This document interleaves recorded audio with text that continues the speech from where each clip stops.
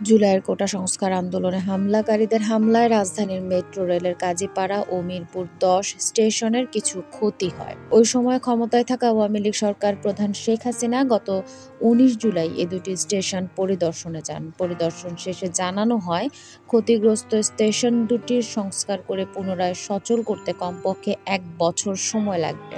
এতে ৩৫০ কোটি টাকা ব্যয় হতে পারে বলে তখন জানানো হয়। তবে জুলাই ও আগস্টের আন্দোলনে শেখ হাসিনার পতনের পর অন্তর্বর্তী সরকারের দায়িত্ব নিয়েছেন ডক্টর মোহাম্মদ ইউনূস। এরপরই স্টেশন দুটির ক্ষয়ক্ষতি নিরূপণে কমিটি গঠন করা হয়। ইতিমধ্যে ক্ষয়ক্ষতি নিরূপণ করে সরকারের কাছে একটি প্রতিবেদন জমা দিয়েছেন কমিটির সদস্যরা। প্রতিবেদন অনুযায়ী হামলায় মেট্রো রেলের ২ স্টেশনে টিকিট কাটার ভেন্ডিং মেশিন থেকে শুরু করে ব্যবহৃত কম্পিউটার, অফিস কক্ষ, দরজা জানালার কাচ, mass rapid transit card, ticket punch করার দরজা, ক্লোজ সার্কিট ক্যামেরা ইত্যাদি ক্ষতি হয়েছে।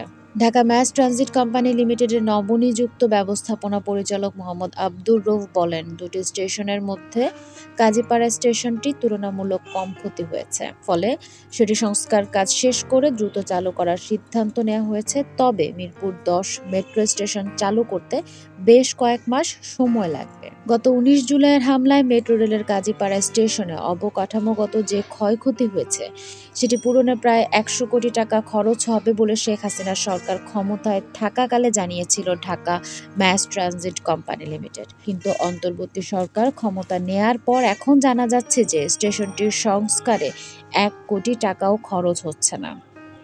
খরচের বিষয়ে মোহাম্মদ আব্দুর রউফ বলেন, প্রাথমিকভাবে আমরা যে হিসাব করেছি তাতে মনে হচ্ছে ক্ষতিগ্রস্ত দুটি স্টেশন মিলিয়ে সংস্কার কাজ করতে ১৩৮ কোটি টাকার বেশি লাগবে না।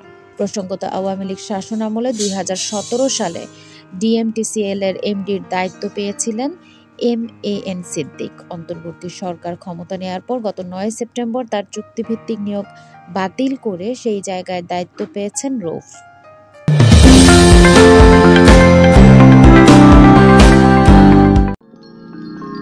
You are watching Raj TV, Jagorone, Bangladesh. Please subscribe our channel.